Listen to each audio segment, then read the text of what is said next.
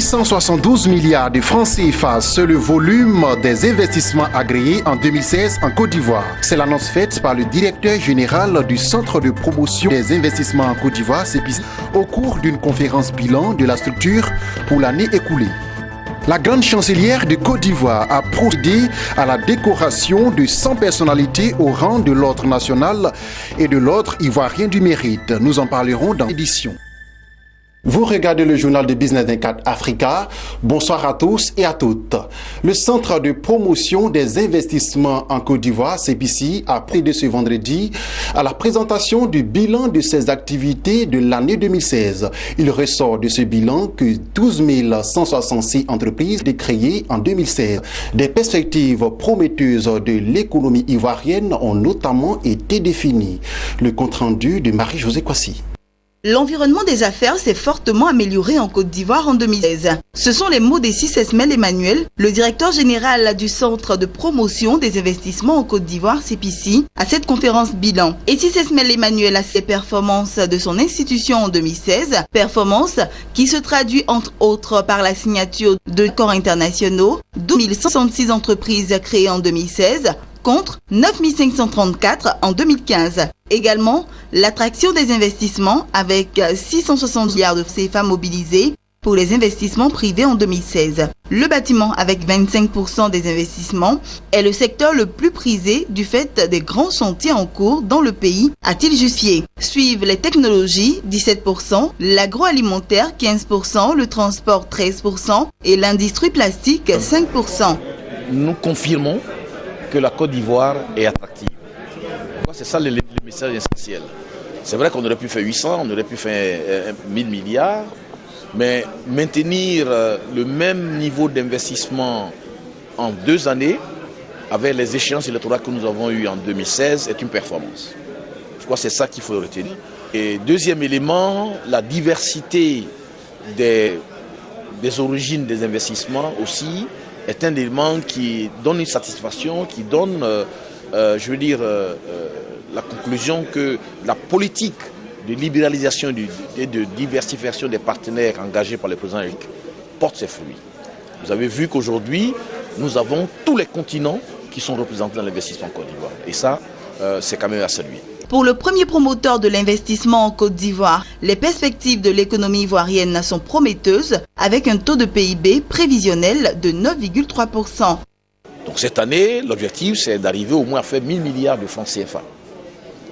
Alors c'est pour cela que nous avons, en termes de stratégie, défini 2 grands axes. Premier axe au niveau de l'investissement direct étranger, aller rechercher la compétence et l'investissement qu'il faut pour satisfaire les objectifs du PND, notamment en ce qui concerne l'industrialisation.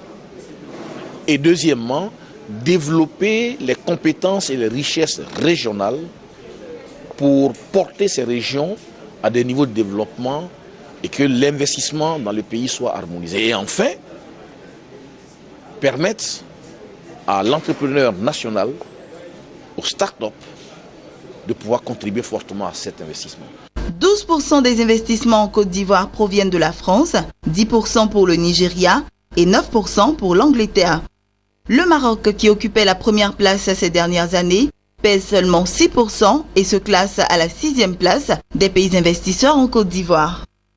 100 personnalités de la vie publique et privée de Côte d'Ivoire ont été décorées ce vendredi par la grande chancelière Henriette Dagri-Diabaté.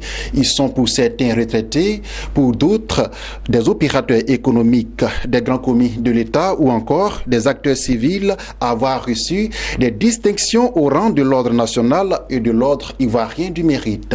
Sandrine Bamba et Soro Chelina pour le reportage. Comme à sa tradition, l'État de Côte d'Ivoire décore chaque début d'année des personnalités en guise de reconnaissance à leur service rendu à la nation. Cette année, ce sont 100 personnalités issues de divers secteurs d'activité qui ont été distinguées au nom du président de la République par la grande chancelière de l'Ordre national, le professeur Henriette Dagri-Diabaté. Vous avez du mérite en ces journées qui comptent au nombre les plus moroses de ces dernières années. Vous avez du mérite à ne pas avoir cédé à la psychose. Vous m'autoriserez donc sans doute à dire qu'ensemble, nous redonnons une chance à la vie, une chance à la paix, une chance aux solutions du ciel.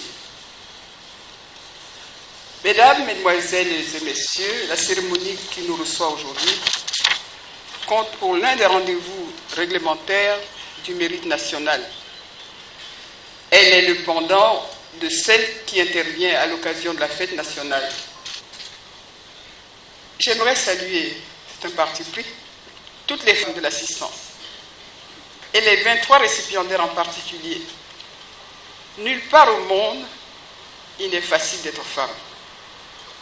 Et je les félicite pour la qualité du travail qui leur vaut aujourd'hui de figurer au tableau d'honneur de la République.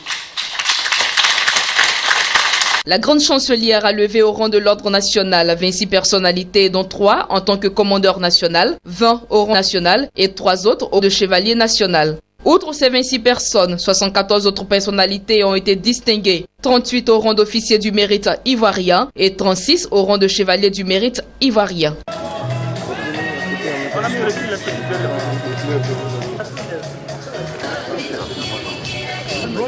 Il faut dire que je suis tellement heureuse, je ne sais pas comment vous l'exprimer, et franchement, je trouve que tous ceux qui ont été décorés aujourd'hui le méritent. La grande chancellerie de l'ordre national, il faut le rappeler, est une institution de l'État qui a pour mission essentielle de reconnaître et récompenser le mérite et l'excellence. Poursuivons ce journal et rendons-nous en Algérie, cette fois en bref et en images.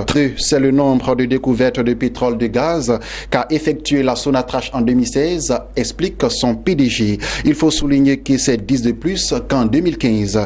Un motif de satisfaction pour les responsables qui a impliqué que le groupe britannique d'expertise économique Oxford Business Group, que ce résultat est favorisé par un investissement de 70% des ressources de l'entreprise dans la recherche et l'exploitation d'hydrocarbures.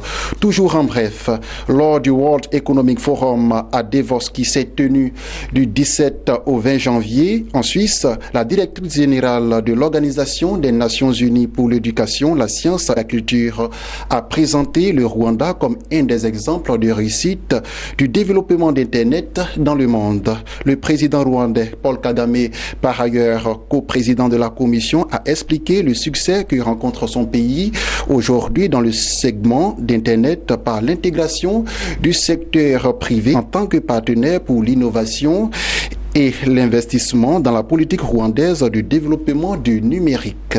Le fournisseur d'accès Internet haut débit Korea Telecom Rwanda Network, qui propose des prix avantageux et est actuellement en train de se déployer dans le pays, en est un exemple fort. Et c'est ici que nous refermons ce journal. Merci de nous avoir suivis et continuez de vous informer sur la chaîne de l'économie Business 24 Africa.